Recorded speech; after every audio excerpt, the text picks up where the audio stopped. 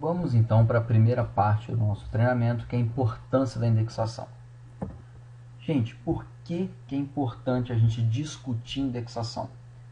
Se a gente for pensar em acessar um dado de forma eficiente, eu preciso de ter algum mecanismo que me dá um acesso rápido. O que eu chamo de acesso rápido? Eu tenho que saber, olhando para uma estrutura de dados, como que eu vou usar essa estrutura para acessar o elemento do meu interesse. Vamos supor se eu não tivesse índice, eu não tivesse nenhuma estrutura para suportar esse tipo de pesquisa. É o caso dessa imagem que vocês estão vendo aí. Aqui eu tenho uma série de páginas, tá? Não estou representando todas as páginas, tá? Vamos supor que eu tenho mais páginas aqui.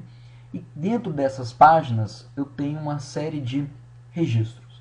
Cada um desses registros, eles têm o que? Eles têm códigos e uma série de outros dados relacionados àquele registro. São outras colunas que eu tenho aqui. Então eu tenho vários registros aqui dentro. Tenho o registro 10. Repare que não existe nenhuma ordem. Aqui eu tenho o registro de código 342. Aqui eu tenho 10. Aqui eu tenho 100. Aqui eu tenho 53. Então isso aqui está uma bagunça. Tá? E por simplicidade, ignora como que eu sei quais são as páginas que eu tenho que pesquisar. Imagina que eu sei que essas são as páginas, né, de uma tabela minha, por exemplo. Se eu tivesse que executar a seguinte operação, eu quero buscar o registro de código 300. O que eu teria que fazer, eu desenvolvendo um código, por exemplo, né, para fazer esse acesso, para buscar o registro de código 300?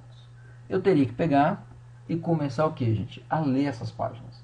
Então eu teria que pegar, acessar a primeira página, olhar dentro da primeira página se alguma coisa me interessa. Se não eu tenho o registro de código 300, eu paro de olhar a primeira página e vou para a segunda página.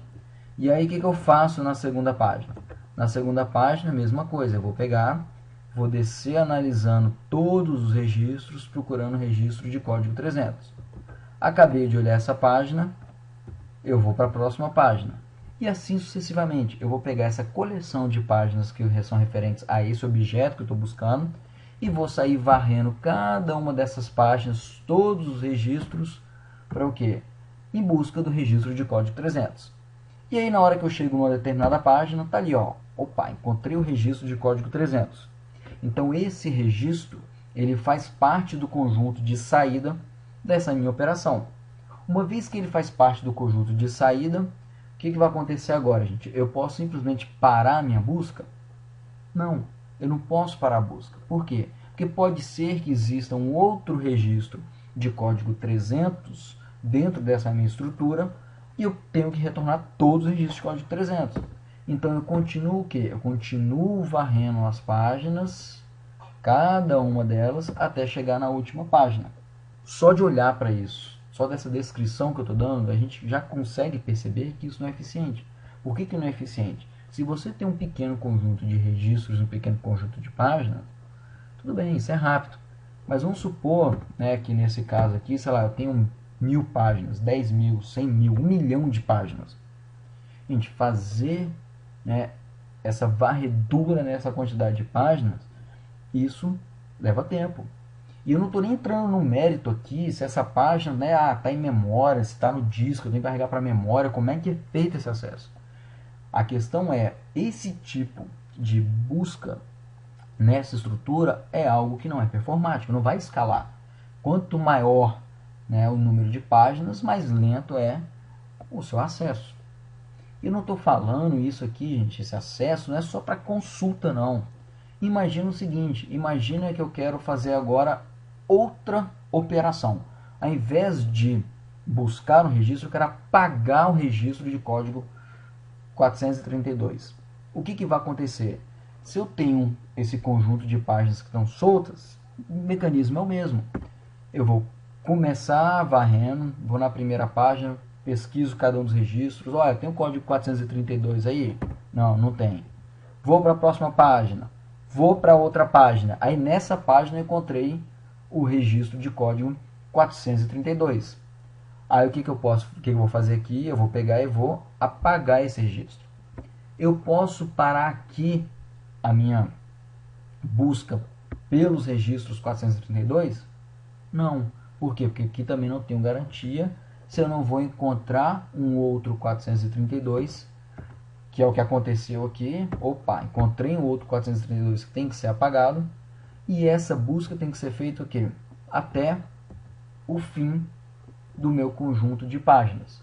Então, se eu tenho um conjunto de 1000 páginas, tanto a operação de recuperação como a operação de exclusão me faz o quê? Me faz ler essas 1000 páginas, tá? Me faz acessar essas 1000 páginas.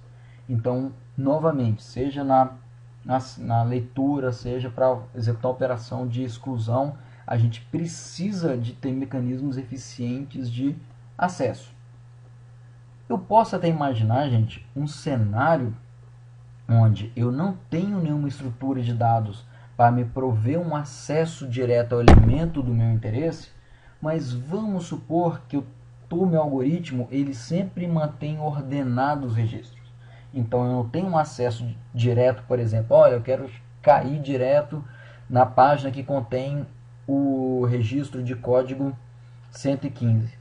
Mas se eu tenho ordenação, o que eu posso fazer? Tá? Eu posso, por exemplo, na operação de apague o registro de número 21, fazer o seguinte: eu vou partir da primeira página, vou ler a primeira página e falar, opa, o 21 não está aqui. Vou para a segunda página, opa, o registro 21 também não está aqui. E na terceira página, eu vou encontrar o registro 21, que eu vou apagar esse registro 21. E aí, o que eu vou notar? Eu vou notar que nessa mesma página, por exemplo, eu tenho o quê? Eu tenho o registro 30. Se eu tenho o registro 30, significa que o quê? Se eu tenho os dados ordenados, uma página à frente não vai aparecer o registro de código 21. Então, é seguro o quê? É seguro, nesse momento, eu pegar e parar a minha pesquisa acessando somente 3 páginas. Gente, essa é uma estrutura de dados hipotética. Eu estou supondo que eu estou fazendo essa ordenação. Não é assim que funciona no SQL Server. Mas só para mostrar para vocês que quando a gente começa a dar uma organizada, né, nos nossos dados, a gente começa a ter benefícios no determinados acessos. E aí, o que os bancos de dados eles fazem? Cada banco de dados começa o quê? A ter o seu conjunto de implementações para agilizar o acesso. E aí, gente, quando eu estou falando de agilizar o acesso, essas estruturas de dados ou organização de arquivos, se a gente procurar na literatura, o que a gente vai ver? Eu tenho várias formas de tentar acelerar esse acesso. Sejam árvores e suas N variações de árvores. Eu posso pensar em lista, eu tenho grafo, eu tenho tabela hash, eu tenho mapa de bits. Então a gente pode ter diversas formas de criar estruturas para me facilitar o acesso. E aí, o que vai ser implementado depende de cada banco de dados, do SQL Server, do Oracle, DB2, do que você está trabalhando. E no fim das contas, o que é, gente? É sempre um trade-off de implementação. O pessoal, né, que está implementando isso no produto, entre essas opções, eles vão escolher o que? Aquela que tem um menor utilização de espaço, com baixo custo de manutenção, que dê uma velocidade razoável no acesso. Então, tudo isso é um trade-off que os desenvolvedores de bancos de dados eles escolhem na hora que eles estão implementando essa funcionalidade, né, de forma que eles consigam um bom balanço entre essas diferentes estruturas de dados. E é importante também citar que, gente, o fato de existir um índice não quer dizer que ele vai ser utilizado. Existe uma série de questões, desde prática ruim de programação até uma definição ruim do seu índice, que pode impedir o uso efetivo daquela estrutura de dados. Então, é importante que exista indexação para a gente otimizar o acesso. Agora, esses custos de ter essas estruturas de dados não podem ser simplesmente ignorados, porque eles têm impacto direto no desempenho da sua solução que você está criando. Fica aqui algumas referências, se você quiser, por exemplo, dar uma olhada numa série de estrutura de dados. Essa entrada no Wikipedia está bem legal, então você consegue ver N variações de árvores, você tem uma série de outras estruturas de dados, de listas, de grafos, por aí vai. E fica também aqui um paper, esse paper é antigo, onde ele fala sobre a B-tree, que é uma estrutura que a gente vai explorar mais à frente na parte de indexação do SQL Server, e fala um pouquinho das variações de B-tree, mas é um paper que fala por que, que essa estrutura é tão boa e por que ela é tão pervasiva, por que ela está em tantos locais quando a gente está falando de computação.